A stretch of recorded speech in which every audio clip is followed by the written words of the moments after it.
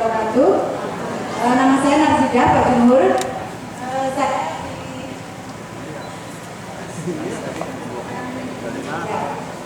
Saya di Cilacap ini sebagai pendamping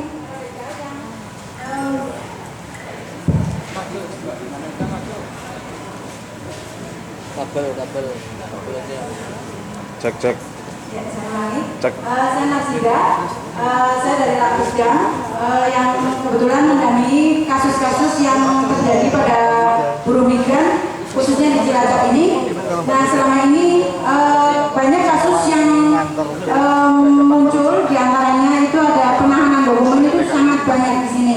Kemudian ada kecelakaan kerja yang mengakibatkan cacat fisik dan mengakibatkan cacat permanen seumur hidup. Kemudian depresi itu juga cukup banyak. Bahkan ada yang beberapa hari kemarin itu baru pulang dari Singapura. Kemudian ada tentang pengurusan asuransi itu sangat sulit, Pak. Nah, dalam kesempatan ini dalam rangka mencari model-model perlindungan di tingkat hulu, dari hulu. Nah, kebetulan di sini ada Pemda. Nah, saya hanya ingin menegaskan dari setiap lini itu peran-peran apa sih yang bisa dilakukan untuk bisa menyelesaikan persoalan-persoalan yang ada di Banyumas khususnya, karena kasihan mereka sudah tidak berhasil, kemudian mendapatkan permasalahan dan tidak bisa diurus, tidak bisa berhasil dalam pengurusannya. Nah, saya pikir dari setiap lini ini perlu peran yang signifikan, perlu peran yang dari tingkat lini itu mengambil tindakan untuk menyelesaikan persoalan-persoalan yang ada dalam rangka melindungi melindungi buruh migran itu, karena akan percuma nanti kalau apabila kita hanya diambil devisanya kemudian persoalan-persoalannya tidak diurusin seperti itu, Pak.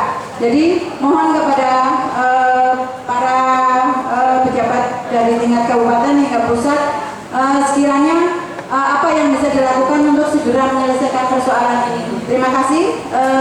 Saya kembalikan kepada moderator. Terima kasih, Pak Jumhur. Mungkin bisa dicatat dulu. Saya mau minta ke Mas dari Indramayu, pendamping Indramayu, Mas Hamdalah atau Mas Romandi. Mungkin bisa cerita tentang beberapa korban kecelakaan kerja maupun korban cacat fisik sakit ya, yang selama ini ditangani. Ada beberapa korban di Indramayu yang masih mengalami kesulitan untuk mendapatkan akses kesehatan.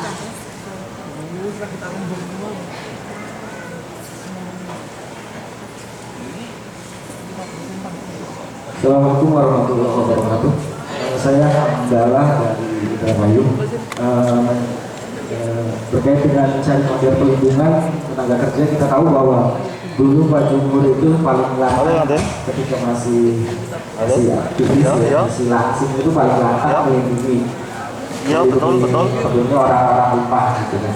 Menurut saya model perlindungan yang sekarang harus dilakukan, bagaimana mengkuatin semangat Pak Jumhur yang di itu ke desa-desa. Kenapa?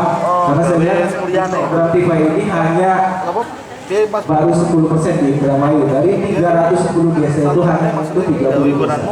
Jadi masih banyak 90 desa yang belum disentuh. Saya punya gambaran tentang harapan bahwa kalau di tempat yang lain itu kita tahu bahwa ada program menggencarkan tentang kewirausahaan. Tapi kalau BNP juga bisa seperti itu, mengencarkan program itu, misalnya 1000 desa di kantong-kantong program itu 1000 paralegal gitu. Kalau 2000 ya 2 jempol yang sangat.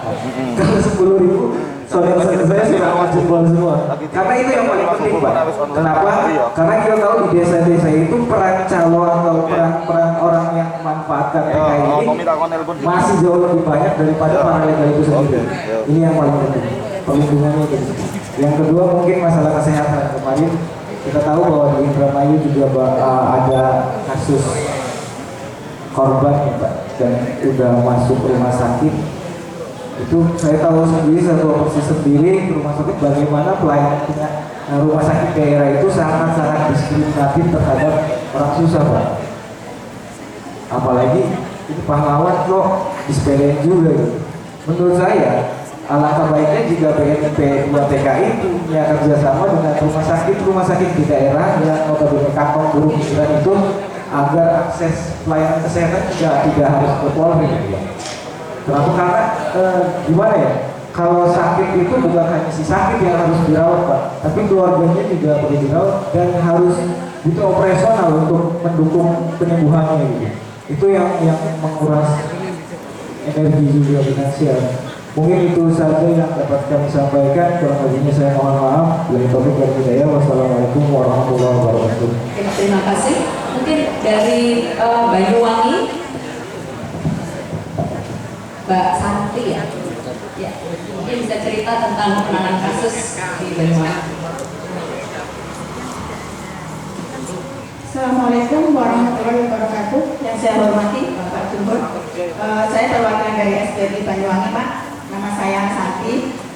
Begini Pak, seperti halnya yang pernah sering kita dengar, di Banyuwangi pun juga banyak masalah-masalah buruh migran.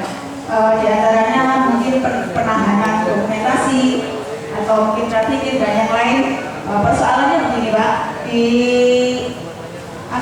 Banyuwangi ini, para TKI ini agak susah dalam menangani persoalannya, karena mereka sudah dapat persoalan, mereka menangani harus ke Surabaya, harus ke Jakarta, masih harus mengeluarkan biaya.